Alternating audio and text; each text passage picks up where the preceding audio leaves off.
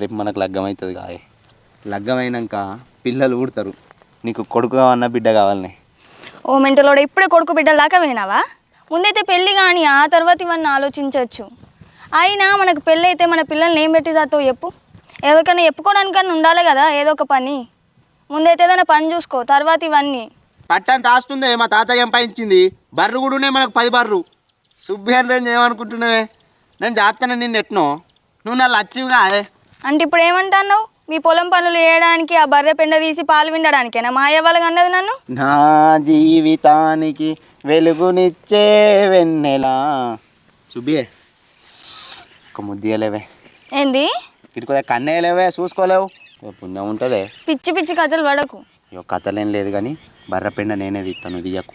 ఒక ముద్ది ఇప్పుడైతే. నువ్వు తీసినా పర్లేదు, ఇవన్నీ పెళ్ళైన తర్వాతనే. పెళ్ళైనాకనే కానీ చూసుకోరా.